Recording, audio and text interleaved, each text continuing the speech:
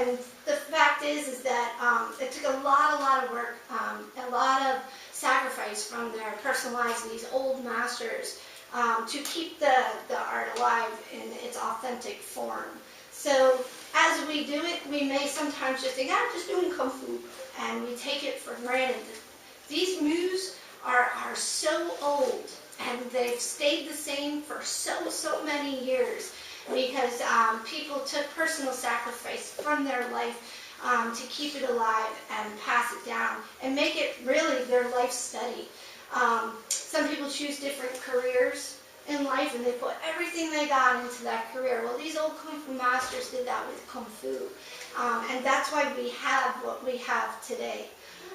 We don't just have a modern version of someone's idea of boxing, you know, or wrist grabs or something, you know. We have this really old, really beautiful piece of art. That's where honor comes in. Remember that we, for those of you who've been in the leadership circle for a while, we talked about respect and the fact that you can't just respect, right? You start with courtesy, politeness, right? And then we move from there through certain steps to respect, because respect isn't something you just are demanded of. You must respect it. Respect is something you feel. So it has to grow and be an understanding, something that grows in you. And it's over time and understanding. Well, honor is kind of that bigger version of that.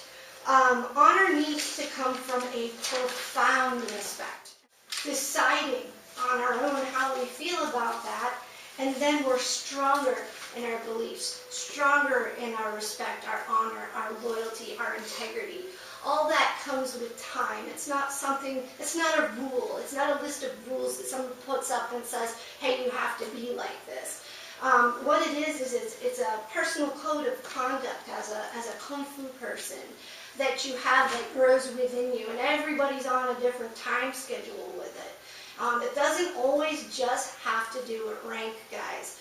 It has to do with your life and kind of where you're at in your life and how you're applying these type of things and when you can apply them and understand them because of, you know, the way life plays out, situations that you've experienced, different people that you've come in contact with. All of this rises from it. And Kung Fu just kind of gives you some guidelines for it.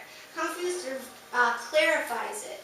And you hold yourself to a higher standard, hopefully, as a Kung Fu person. It says, to give loyalty is to honor the art through belief in the practice and wisdom of the people that have lived and died in perfecting the art so that it could be passed on to future generations. Well, that's the thing, guys, the wisdom part. The wisdom part means that we need all of the information in order to make an educated decision on anything. And the more information we have, the more wise we can be about it. So we might have some information that makes us okay, you know, that information we understood, and we might have other information that's kind of sitting there dormant because we don't really understand it yet. We're not ready to understand it yet, and that's okay, all in our own time. But the wisdom of these lessons is what's really key here. When you weaponize the body, whether you realize it or not, it's affecting your mind and spirit, as it should, because all of that's supposed to come together as one, right? So when we do this, we need to understand our style and honor our style. And here's why. Wachuan is based on seize and release. That is its theory behind its style. Seize and release. So it doesn't necessarily mean grab and break, right? There's different types of reasons for studying different kinds of styles. For instance, let's say the military, right? When you go in, they're going to teach you something else because you need to be able to do things quickly and effectively that will fit that lifestyle and that situation in life. There are very few people who need to do that. Maybe certain policemen out there need a different kind of thing going on there. That doesn't mean we all need to do that. We need to be able to defend ourselves and our loved ones. We need to be able to understand ourselves, but we also need to be able to walk through life with a strong mind and a strong spirit. So certain styles apply differently. Does that make sense, guys? Yes, ma'am. Okay, so what would make us more successful at this point in our everyday walk of life? A style that makes you just angry, right? Or just effectively just hurting people with no second thought, or a style like Wachuan that is old and authentic and teaches you seize and release. Which one? Because Wachuan is about seize and release, it will allow your mind and your spirit to develop in a certain way that allows you to walk through life stronger, more successful, more helpful to others around you. That's the theory behind Wachuan. Now, don't mistake, that does not mean this is a soft style. This style is about control. I would never teach any of my students to be passive. I just want to make that clear. Sometimes when I teach these leadership lessons, there's a misunderstanding that I want everybody to kind of put their tail between their legs and be passive. But I'm not asking you to do that. I'm asking you to stand strong, keep your chin up, have a certain demeanor about you where no one even wants to mess with you, right? And then you just kind of have it. You don't have to try so hard. But every day in life is a battle. It can be positive, it can be a good day, it can be a bad day, but every day there's a little battle that you fight. Maybe some days more battles, bigger battles, other days little battles, but every day there is a little battle. There's a little conflict, there's a little challenge, there's some interaction with somebody that didn't go perfectly, right? And here we are, practicing Wachuan, which is doing what, right? Not teaching you to be angry, right? Teaching you to experience all emotions, but to control them, right? The responsibility of a Kung Fu guy as he gets more advanced is to know that it also affects people around you. And then you have a responsibility not to sort of spread that by accident, those negative things to other people. So it's a big job, it's a big responsibility as a Kung Fu guy. Higher standard, but it's a better way of living, yes? Yes, ma'am. Other styles, people do them for a short amount of time. Okay, this one you can do for a long, long time.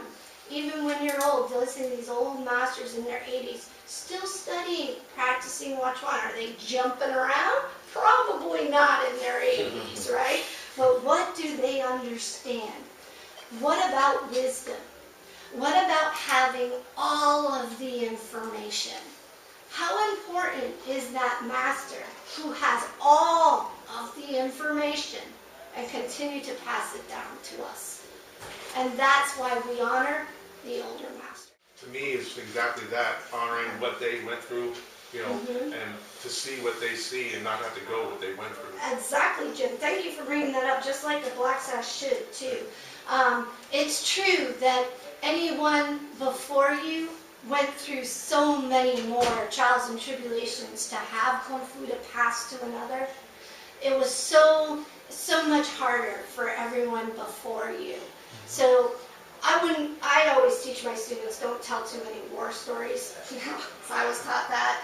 But that there are war stories to tell, that I could tell you what I went through to obtain the Kung Fu that I have to pass to you. But my seniors, my Sifu, I saw some of what my Sifu went through. But he's been doing since he was 10 years old. What he went through back then, things were not polite, I guess. I was like, thank you guys. You're like, yes, ma'am. And I'll do that. Yeah, it was pretty hard back then. And things have changed since then. But then his teacher, who got it from the family, this is lineage passed through families. Those masters back then, those very old masters, were really hard because they were giving it to family. So they almost had like a free pass to be harder than they would. It wasn't like a professional school like this. They were giving it to a son or a son-in-law. So they were really hard. So all of those people, yes, we need to honor what they went through. And how do we do that? We do that by having all of the information, right?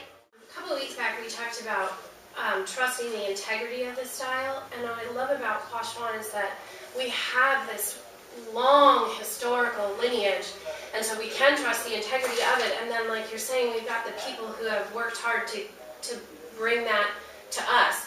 And so, like it says in here, you know, we all have it says having the will to train. We are all here. We all kind of have that. And then the next part is maintaining wisdom about our training, which we get from classes like this.